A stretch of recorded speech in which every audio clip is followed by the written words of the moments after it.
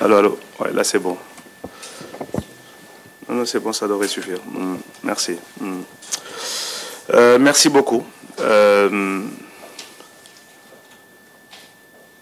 D'abord, peut-être juste prononcer des mots de remerciement. Des remerciements à l'endroit de toutes les femmes ici présentes. Merci beaucoup, Tisen Tahawai. Merci beaucoup, Tisen Engagement. Merci beaucoup également, Tisen Détermination. On peut fermer la porte, s'il te plaît. Il faut le bloquer là.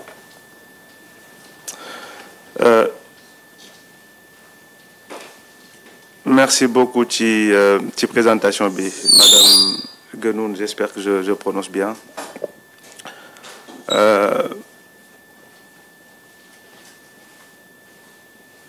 Kaddu ñu fi dégg kaddu yu am solo la concernant sensibilisation aussi cancer bi nga xam ne comme vous l'avez dit mooy premier cancer de l'Afrique et du Sénégal. Je pense que s'il y a une chose sur laquelle je ne suis pas d'accord avec votre présentation, quand vous dites que quand vous nous remerciez en tant qu'homme d'être là, je pense que c'est un devoir que nous soyons là. Et je pense qu'il devrait y avoir autant d'hommes que de femmes dans cette salle, parce que c'est des maladies qui nous concernent tous. Ce n'est pas une histoire de femmes, mais pour moi, c'est d'abord un engagement humain. Parce que nous n'y sommes pas donc on a des mamans, des épouses, des sœurs, etc. Donc nous sommes directement concernés. Et je pense que les hommes devraient même être beaucoup plus engagés pour, je dirais, cette cause humaine. Parce qu'il s'agit d'abord de l'humain. Et en espérant qu'en tout cas, ça c'est le challenge pour l'année prochaine, encore Inch'Allah, si on est là. En tout cas, d'avoir autant de, si ce n'est plus d'hommes que de femmes. Et pour la sensibilisation, comme vous l'avez dit, warul nek rek mois d'octobre. Parce que, au vu de, en tout cas, de cette keynote magistrale que Madame la Présidente a fait à travers ces deux cancers, qui nous a rappelé, en tout cas, nos cours de SVT, je pense qu'il y a quelques années de cela, nous tous, en espérant que ça a été su par les hommes qui devront faire le relais, en tout cas dans les jours et semaines à venir, autour de leur entourage, leur famille, dans les quartiers, vraiment de sensibiliser sur cette cause qui est aujourd'hui pour moi une cause nationale, voire même internationale. Et pour ça, je voulais vraiment m'incliner devant votre bravoure, mesdames. Vraiment, c'est engagement à travers cette cause au Sénégal. Si vraiment, c'est quelque chose à saluer. Parce que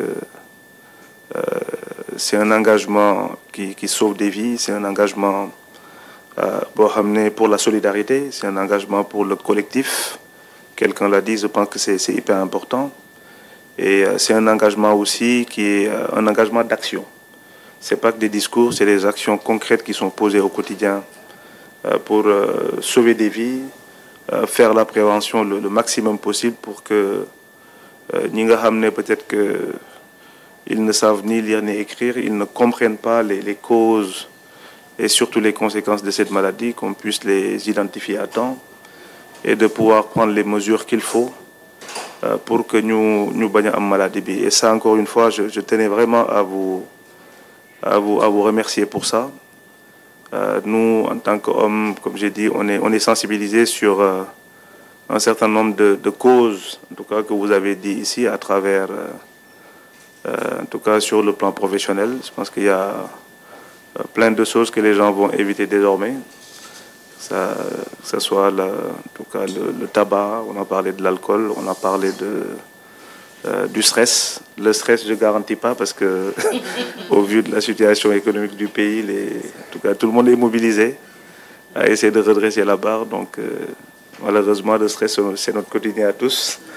Mais pour le reste, on va prendre l'engagement ici devant vous à ce que, en tout cas, les hommes ne vont pas fumer au ministère, ni, en tout cas, prendre de l'alcool.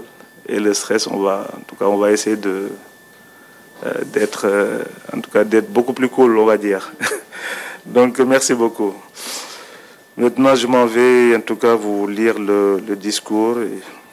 Madame la Présidente de la Ligue sénégalaise contre le cancer, Monsieur le Secrétaire général de la Ligue sénégalaise contre le cancer, Madame la Coordinatrice de la cellule Genre et Équité du ministère en charge de la communication, des télécommunications et du numérique, Madame la Présidente de l'Amicale des travailleurs en charge du numérique, Madame la représentante du ministère de la Santé, Mesdames et Messieurs, chers collègues, chers invités, c'est avec une profonde émotion et un engagement renouvelé que je prends la parole aujourd'hui, à l'occasion de cette journée dédiée à la lutte contre le cancer du sang et le cancer du col de l'utérus, dans le cadre de la campagne mondiale Octobre Rose.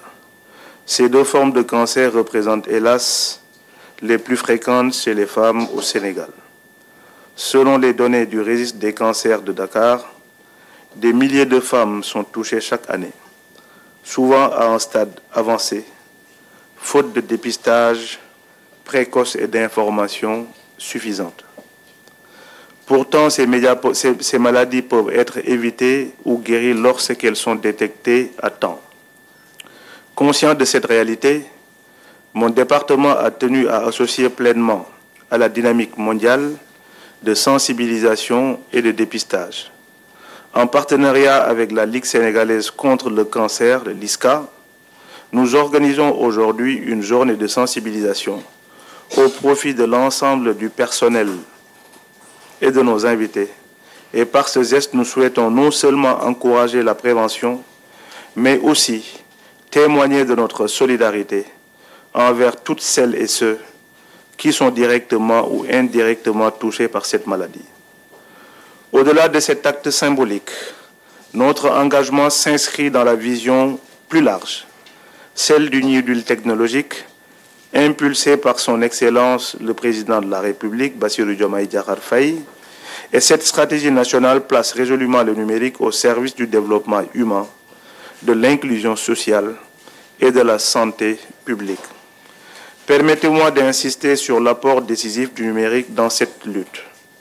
Aujourd'hui, les technologies du numérique transforment concrètement la prévention et la prise en charge.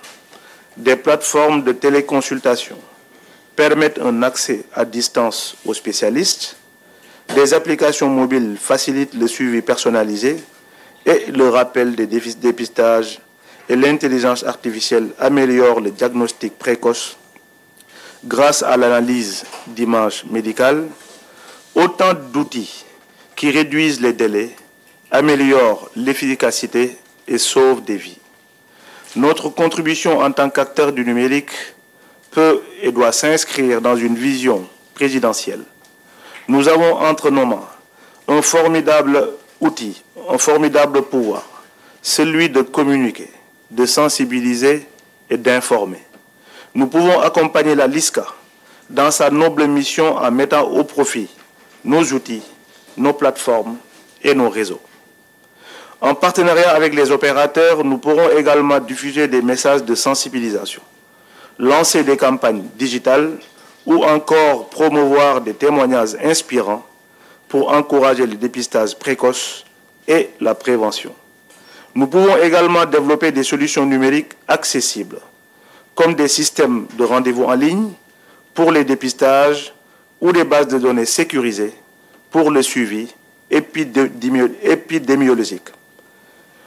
Notre action collective pourrait ainsi donner une autre dimension à Octobre Rose, celle d'un engagement numérique au service de la santé publique, de la solidarité et du bien-être de notre communauté. Conformément à la vision du Président de la République, ainsi nous continuerons à allier technologie et humanité, innovation et compassion pour bâtir un monde plus solidaire. Et je voudrais conclure pour saluer le travail remarquable de la LISCA ainsi qu'à la mobilisation du personnel du ministère en charge du numérique à travers la cellule Genre et Équité, ainsi qu'à l'amicale des agents en charge du numérique et de toutes celles et ceux qui ont contribué à la réussite de cette journée. En ce mois d'Octobre Rose, faisons le choix de la prévention, du dépistage et de la solidarité, parce que chaque vie compte. Merci à toutes et à tous de votre aimable attention.